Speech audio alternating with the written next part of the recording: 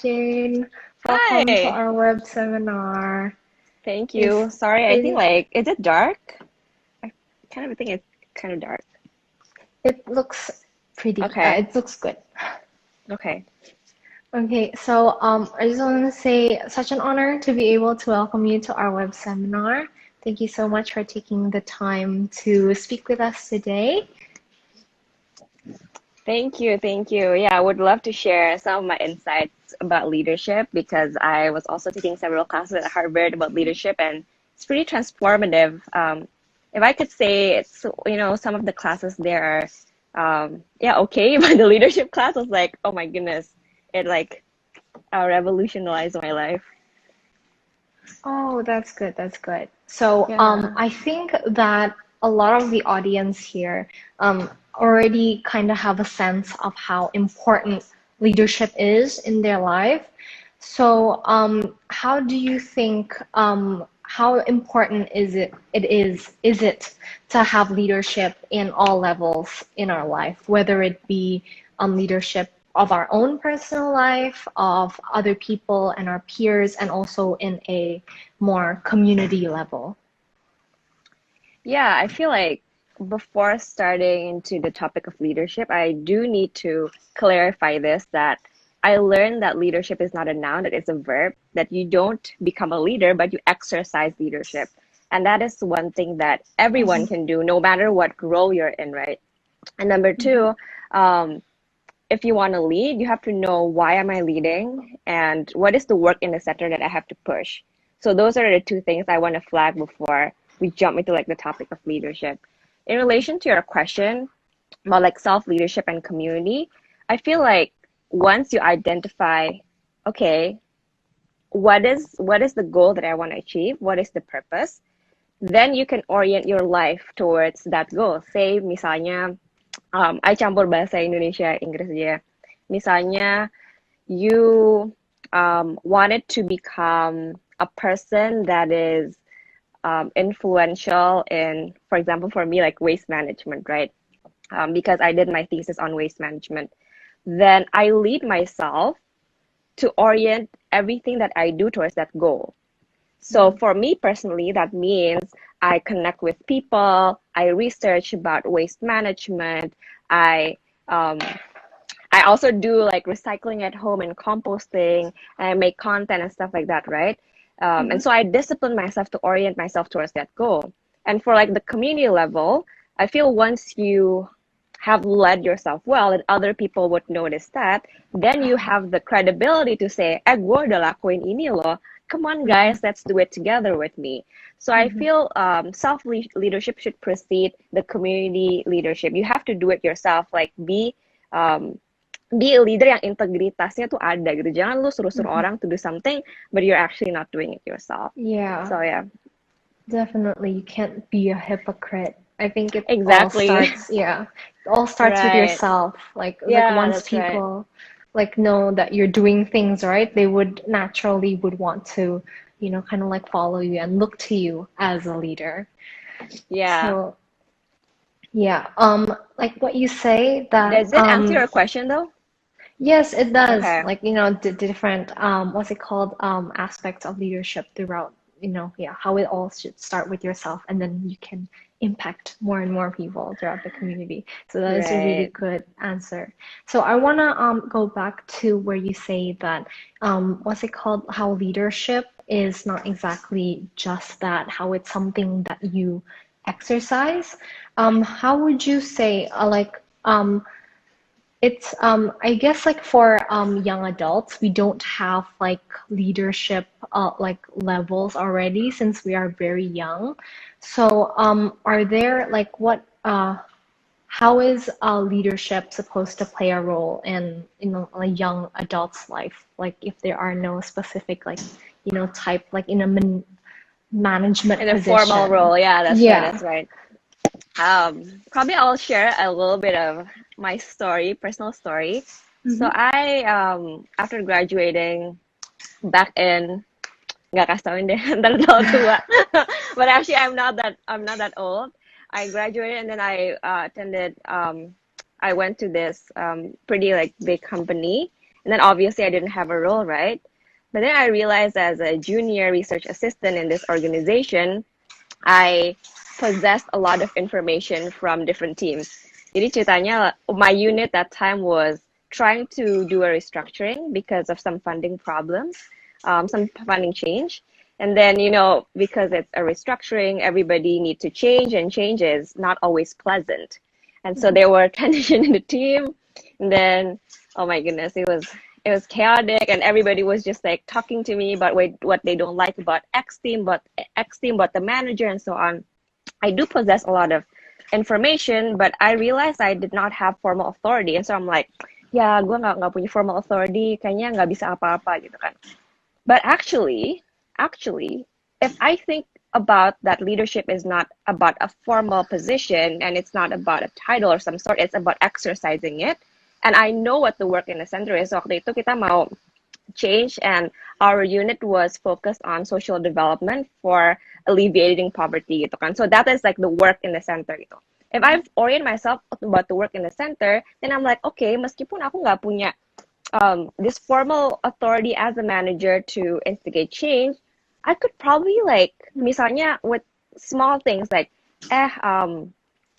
reminding them about the work in the center, that we need to achieve this goal, and like fussing around, gossiping behind people's back, and not doing your work because you don't like the manager, for example, is not propelling the work forward.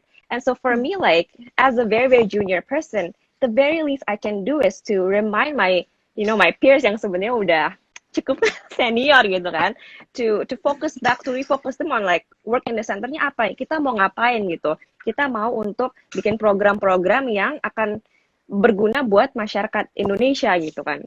Nah itu satu. Terus yang kedua, I feel waktu itu because I possess a lot of information, I could relay some of the information to different teams and reframe it in a way yang good.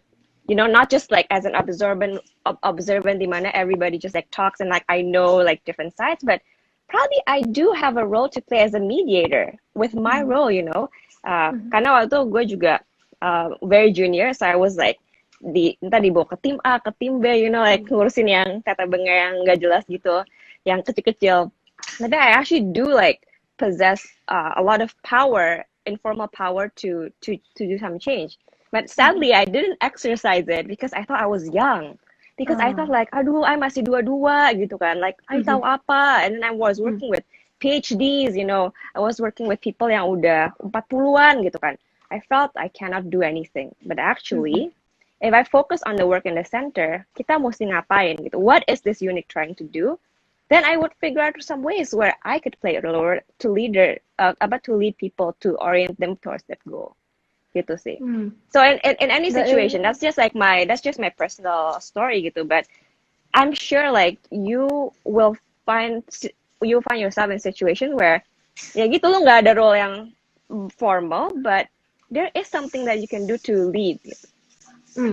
But I feel like that is such a beautiful response to the question, because our target audience is probably about young adults who are still in like who are not even working, or who are not exactly in a position of power, like what you said, but like how you said that we are still able to have some sort of power, and also able to bring some change even from a position that is not deemed to have a lot of power. So that is, so that is very, very good for people to learn too from that. So what do you think are some of the leadership values that every single good leader should have or should acquire? I mean, obviously there's a lot, right? But if I could boil it into 3 points, it would be, number one, yang I have said before gitu, you need to know the purpose. Lu di situ buat apa? Why are you leading? What is the work that you're trying to push, right? You need to get that crystal clear. So one, purpose. And number two, I feel to mobilize people towards a certain goal, you need to empathize with them. You need to be in their shoes.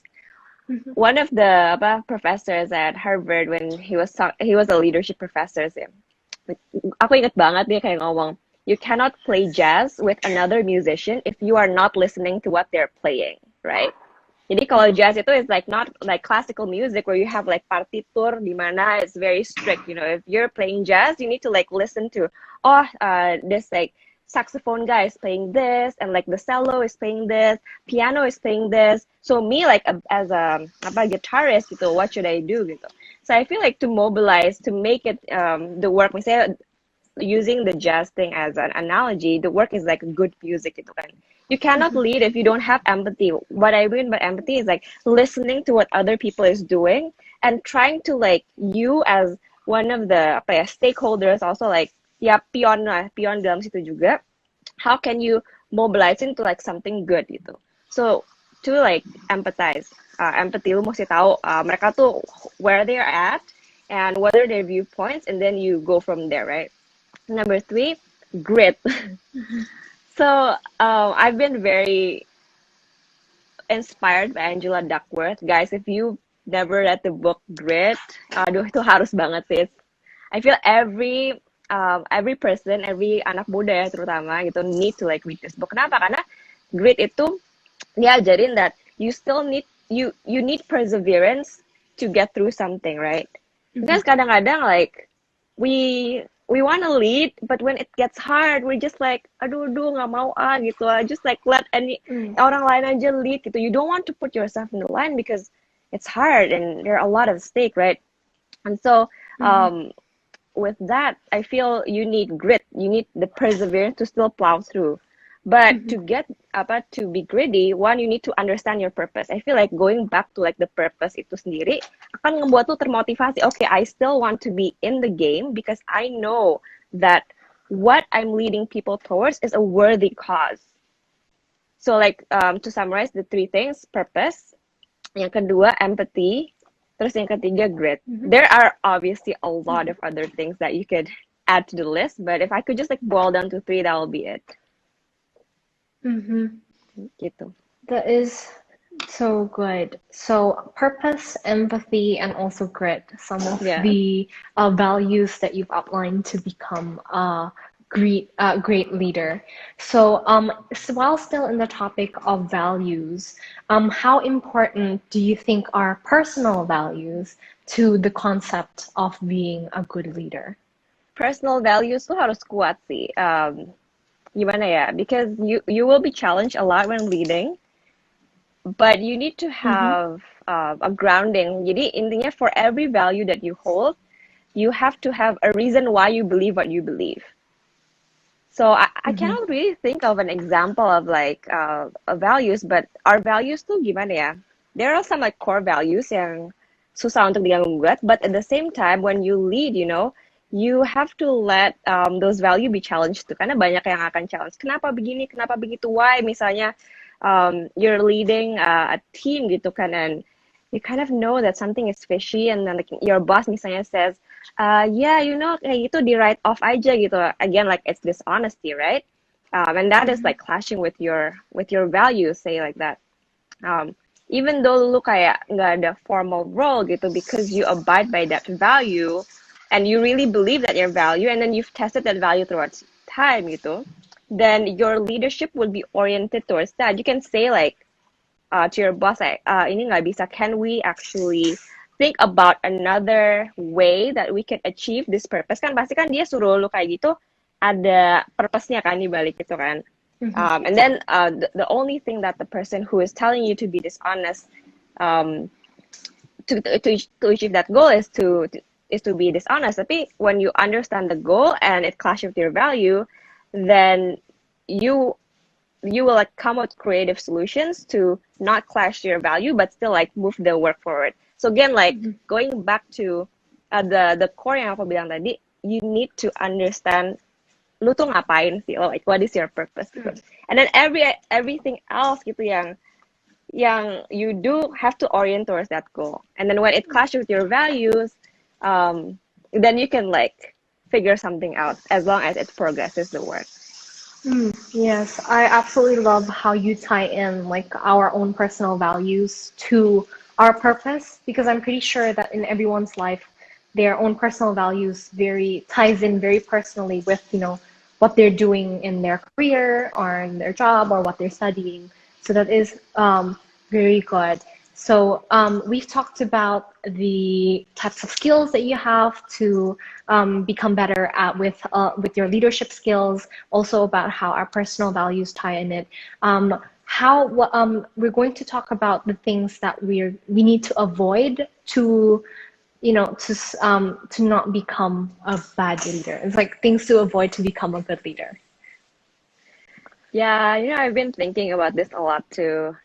If it boils down to one, okay, I'll give an answer, like my one answer and then my three answer, because like Okay. people thinking like ya either lu satu atau tiga atau lima gitu kan. Kalau empat tuh kayak agak tanggung gitu. So I feel like as a great leader, one should avoid thinking about yourself. Karena itu sering banget tuh apa ya? Kadang-kadang tuh when I try to lead, I always ask this question, Jane, kamu lead ini karena kamu mau ada progress atau karena kamu mau kelihatan bagus? Ngerti gak? So is it about me? Is it about, oh lihat tuh, she's such a great leader, Or is it about siapa aja sebenarnya nggak apa-apa nge-lead ini, asal ini tuh tercapai goal kita. Makanya balik lagi, lu mesti tahu purpose lu tuh itu apa. And if there's one thing that you should avoid doing is thinking about yourself. Karena itu kelasnya gini. Misalnya you're trying to, mobilize something. And then if you think about yourself a lot, you would be like, aduh, do I really want to do this? Karena kalau misalnya I do this, it's kind of like unpopular and probably like my followers would unfollow me gitu. Or if you want to, like you then like fall into becoming a people pleaser. Or on the other hand, you want to kayak kelihatan bagus gitu. So whatever people say, you don't listen to them because you have like this idealism, because you think about like ini buat gua gitu kan. So if there's a one answer, it's like focus on the work and not on yourself. And if I could give like the three things that we should avoid as leader, gue cepet aja. Pertama, we should avoid gossiping. So anyway, there's three goals. The three goals that I think we should avoid as leader. Gossip. Ini aku lihat ya, gossip itu is very toxic and it's never good in any situation. A good leader, kalau dia ketemu masalah, bukannya malah ngomongin di belakang orang lain, oh yeah, my team member begini-begini, malah ngomong kayak yang team member lain, team member begini-begini, it just marks the whole situation. It, memecah belah tim lu sendiri, and you will never get into anything. If there's a problem, you confront it with wisdom, with audacity, but also with empathy. Jangan gosip, ini jangan pernah lu gosip. That is sign of a bad leader. Kalau misalnya ada orang yang, I really respect, and then orang itu udah mulai ngomongin bad things about another person, although it's the fact gitu kan, gue langsung turun lah intinya my perception of that person. Like that person could be really great and lead, but once that person start talking bad about other people, it's like a red flag. So one, jangan gossip. Step two, never go alone. Leader itu kadang-kadang kan kayak, you have like this hero syndrome gitu. Oh, again, like I'm leading, I'm the one coming with the solution and so on gitu kan. But kita tuh diciptakan sebagai manusia yang berkomunitas gitu. You cannot go alone. There will be times when leading is really hard and you need like this confidence around you who can support you. They may not be the best consultants for your specific problem, but you know that they would give it their best shot, right? Because they're like your confidence. Now, tadi yang aku bilang jangan gosip tuh artinya jangan gosip keluar. Tapi of course, like ada saat-saatnya di mana leadership is just so hard, you're just so drained until you need to like talk about things in your life to these people, right? Nah, itu kamu ngobrol sama mereka, you have this confidence and you have sessions where you just like pour your heart, you cry, and then you solicit advice from them. Karena itu tujuannya, again, like what is the purpose? If if it moves and mobilizes the work, then it's good gitu. So pertama, jangan gossip, dan kedua, jangan go alone. You need like a group of people you really trust, like who could be your support system. Dan yang ketiga, jangan ghosting. Oh my goodness, I've seen it numerous times di mana anak muda, again aku juga masih muda sih. I'm not very far from 25. They have a lot of ambition in life and they're very passionate about different subjects. They go do this, they go do that.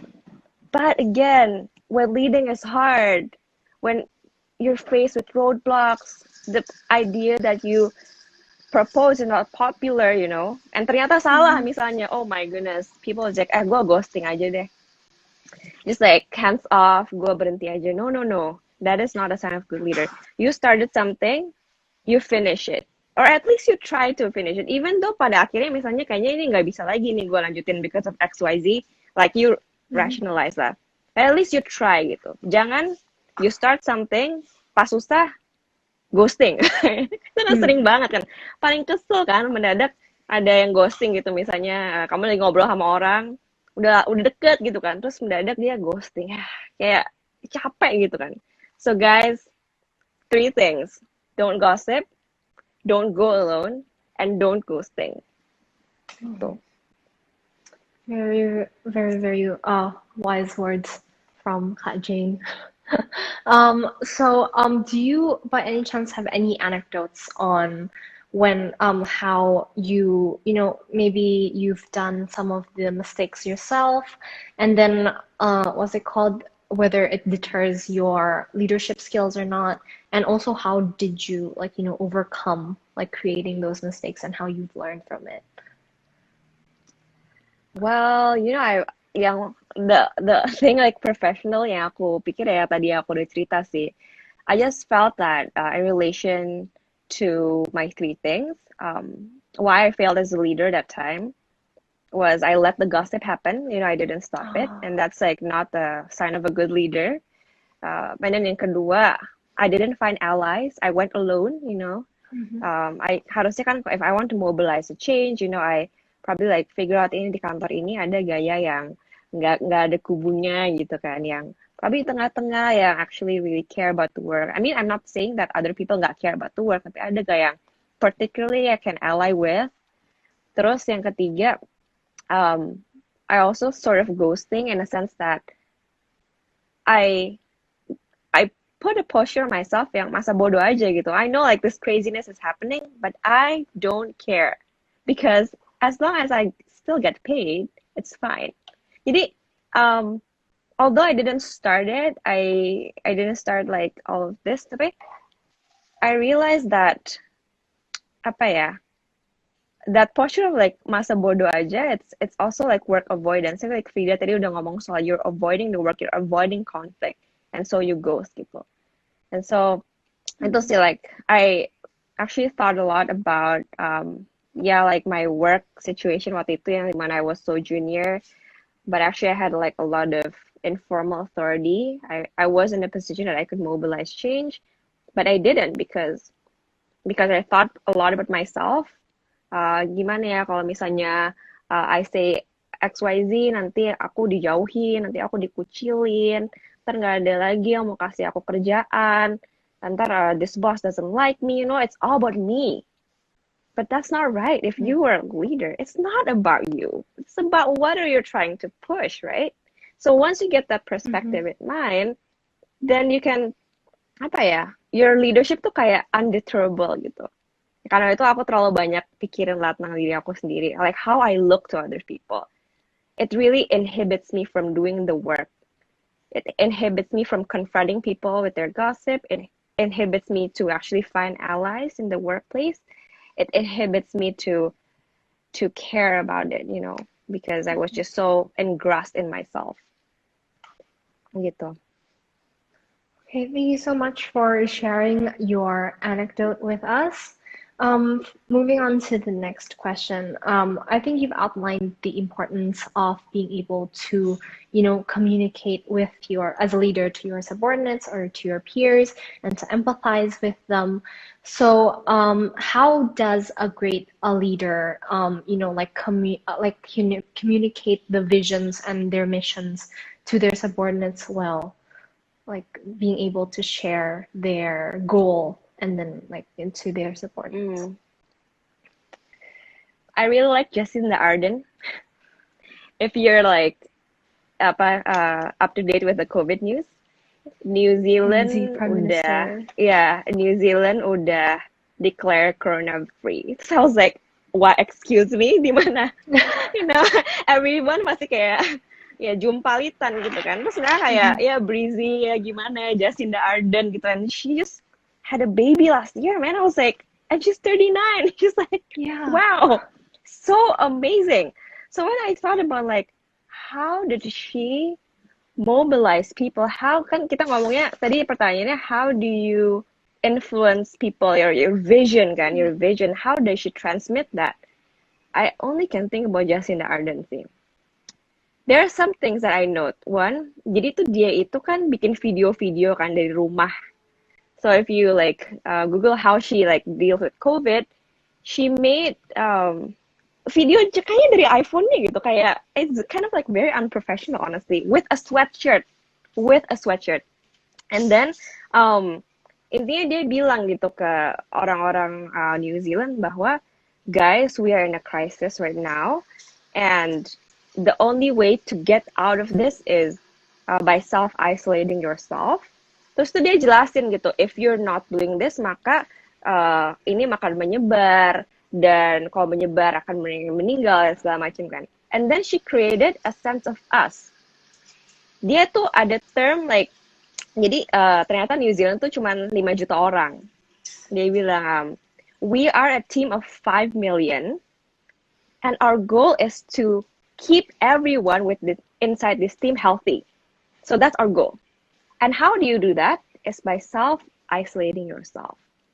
So then in short, like, how do you communicate the vision and mission and like your passion, Kamu mesti be transparent. Like, ini gawat nih, ini kegawatannya begini, and this is how we're going to do that.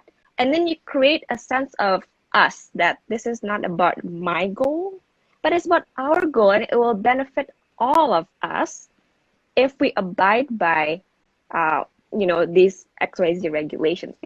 And she was so successful. Bahkan if you see the videos gitu, terakhir dia bilang, we're all in this together, and kalau misalnya you know an elderly person, you give the person a call if they're unable to get their groceries. We're in this together. This is a collective goal gitu kan.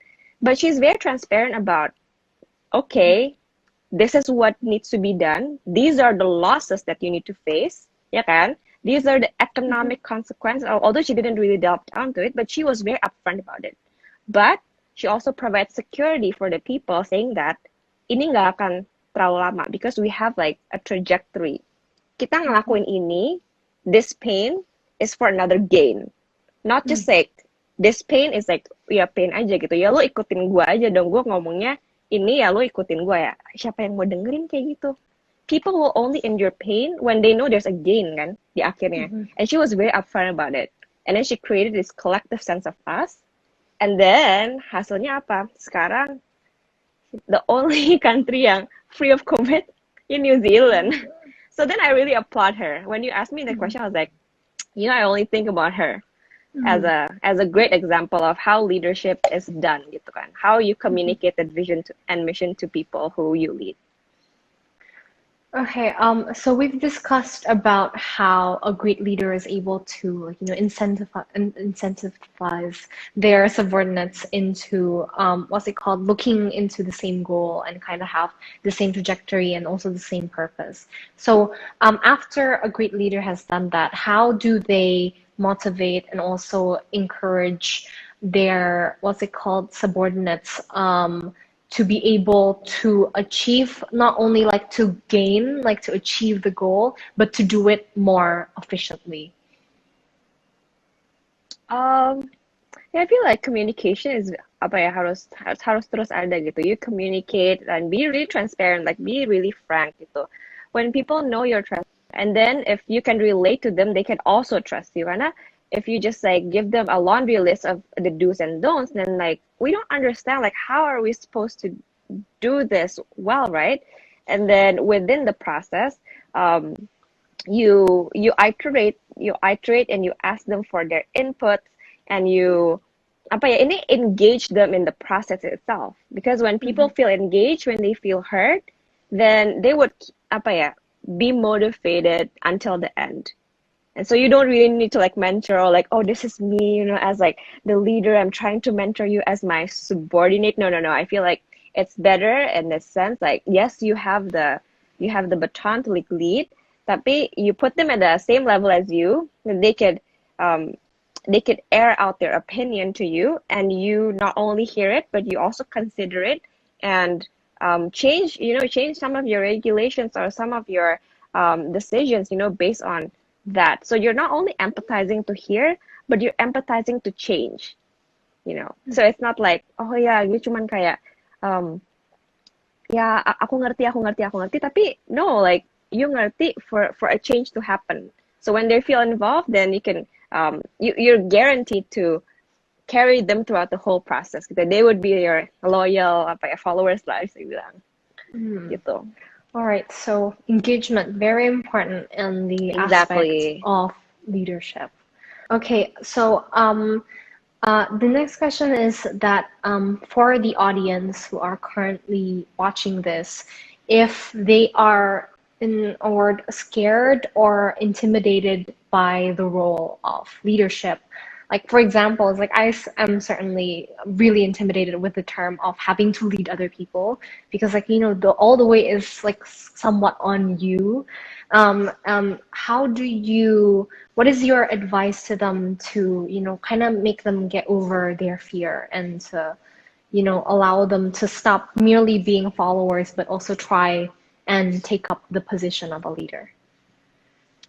That is such a good question, because I struggle with that. Kalau misalnya ada leadership position, I'm like nggak mau like orang lain aja gitu. But recently, I was talking with a friend, and like he was talking about being sluggish. I'm like, gue nggak sluggish, I'm not lazy gitu kan. How can I be lazy?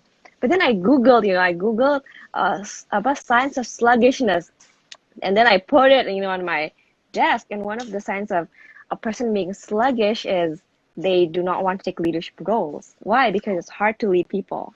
So I was like very convicted. I was like, jadi artinya gue males dong ya selama ini. I just want to be a follower, because of course, like it's so much easier to just follow orders rather than analyzing the whole situation and engaging people, and then like you create directives yang bakal mungkin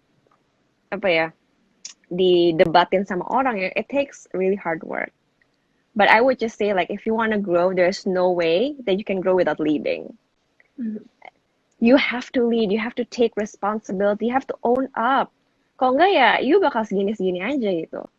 And mungkin borrowing again from one of my best writers, si Angela Duckworth, dia bilang, you need to have a growth mindset, and growth would not happen if you're only in the comfort zone. Because there is no growth in the comfort zone, and there's no comfort in the growth zone. So if you want to grow, you really need to take leadership. If you're not doing it, that means you're being lazy. You're not, yeah, seriously, you're not taking ownership. Then yeah, gue sangat ketempak sih, because as a person I take a lot of leadership classes, but when it comes to like, do you want to lead something? I was like, no. So again, it's like something that I also need to grow. Yes, something very, very relatable to me, because I need to start being more comfortable in a leading position, and not be in my little bubble of or in my little safety bubble. So yeah, we have a few questions from our audiences. So a question from Noor Titan is, who is your role model for leadership? Like we've already heard what's it called, Jacinda Ardern. Do you have any other role models for who you look up to in terms of leadership? There's like a bunch, I'm not trying to be religious here, but if there's one leader that is very phenomenal, it will be Jesus Christ. He, oh my goodness, it's weird. When I was in Harvard, I I learned, the qualities of a great leader, and they're all like Jesus did it all. Like he he empathizes with us, but not only that, he took flesh and dia bisa rasain gitu apa yang kita rasain. Even though he's God, he's like being in this position as us, and that's the way he leads. Itu like apa ya? Bukan hukum Taurat gitu, like you have to do this, you have to do that. No, no, no. It's just like you learn from me. You learn from how he loves so well, how he apa ya, empathizing with people. He cried and he apa ya, he has his conviction, but he also leads with compassion. Um, but when it's hard for him to say the truth, he still said it, karena dia tahu bahwa it needs to be said, so he's not like avoiding the work. And of course, like he has a purpose, and he orients himself like ini Definitely. mendatangkan kerajaan Allah apa enggak, mendatangkan kerajaan Allah apa enggak, like he's there for the Father's will, right?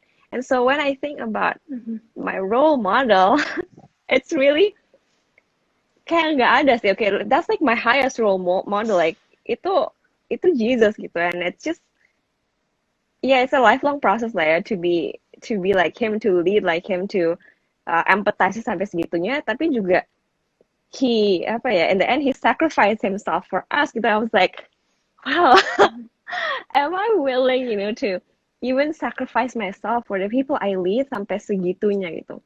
And so yeah, if you talk about role model, but again, like don't be distracted about how I'm like bringing religion here. But yeah, that's the one. That's the one role model. Definitely someone we should all like look to for an example of amazing leadership. The next question would be from Krateska. Could you give an example of how you would stop a senior from gossiping to you? Yeah, it's a challenge. I think I would probably not participate kalau dia kayak gossipin kita, ya udah.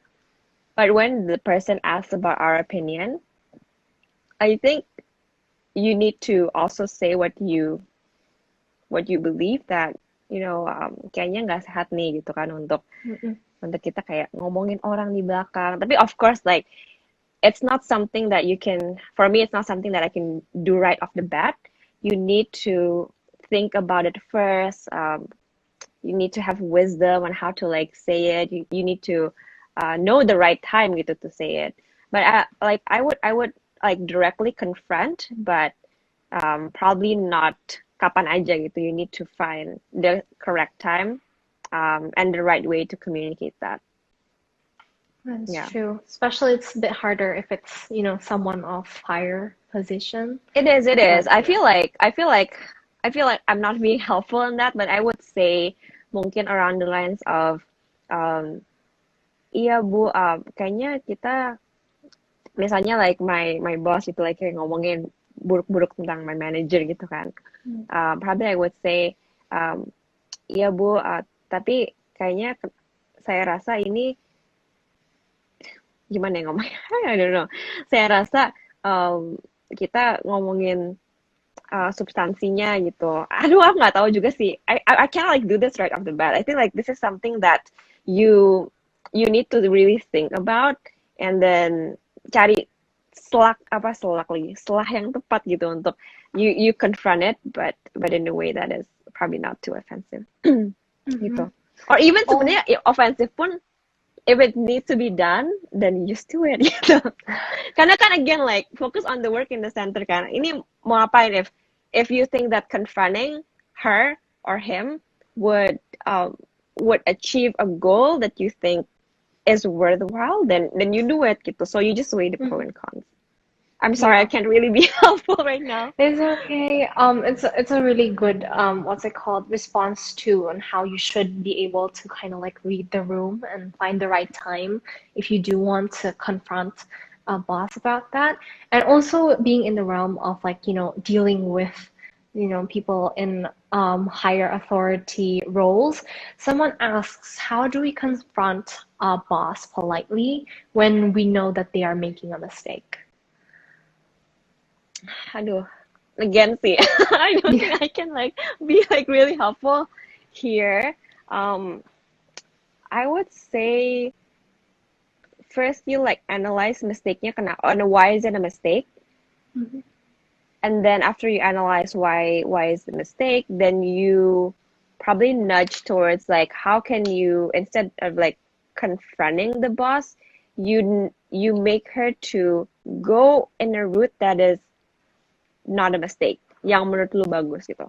However, if you think that it's worthwhile for you to point it out, like for example, yang tadi my example of your boss wants you to kayak palsuin dokumen gitu kan, atau something like that, then you would confront like, oh, sorry Bu, kayaknya saya nggak bisa ngelakuin ini gitu karena saya dari kecil sampai sekarang merasa bahwa saya mesti mengatakan yang sebenar-benarnya gitu misalnya. So yeah, I feel there are ways for you to say it. It depends on what the mistake is. And then again, like it requires you to have wisdom and to know the time when you can say it appropriately.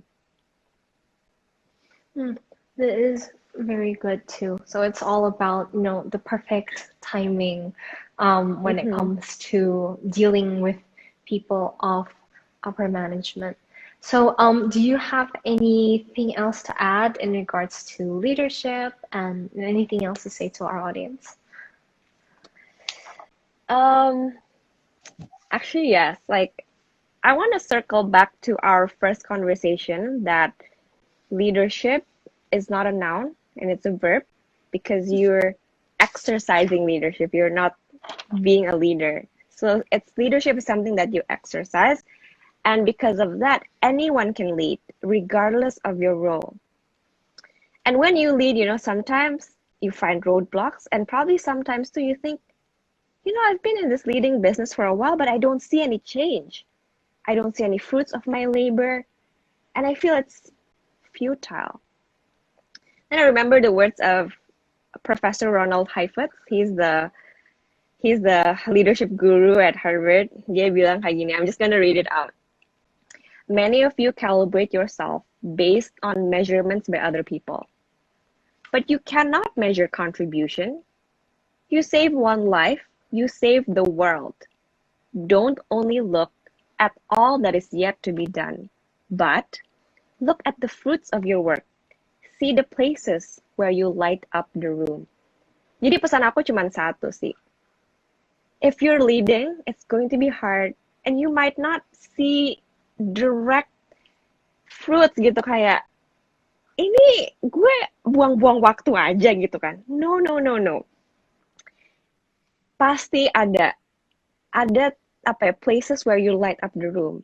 And it makes me think about the story how this one kid, he was, pasti udah pada denger deh, he was like throwing starfish into the sea, And when this one person came, I was like, what are you doing? He's like, there are so many dead starfish on the shore, right?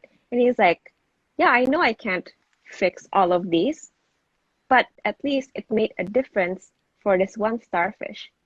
So think about, you save one soul, you do one thing. It's leadership already. Can't like measure contribution by comparing yourself. Oh, dia kayaknya udah lebih influential, dia lebih banyak follower, kerjaan dia lebih keren segala macam. No. Focus on what is in front of you, what is the work in the center, and lead in the sphere where you're placed. Everyone can lead, and so can you. So Gitu. good. It is such a great outlook on leadership, on how even though you in touching just one person is already changing their entire Right. lives. Yeah. Don't So lose heart. good. I want to say yes, definitely. I want to say thank you so much for joining us here at Before 25. I'm very sure that every single audience here is just in awe and have learned so much from you. Thank you so much for imparting your wisdom and your intelligence and wit into our audiences. Thank you so much. Thank you so much for you guys who's organizing before you turn 25. Kemarin aku bilang kayak buset ini. Pas gue umur gitu gue ngapain ya? So way to go, guys. I look forward to big things coming out from this event. Glad to be participant here. Okay, thank you so much, Kat Jane, one more time. Thank you so much for opening up our eyes into the world of amazing exercising leadership. All Okay. right. Thanks, Yeah. guys. See you next time. Bye. Bye-bye.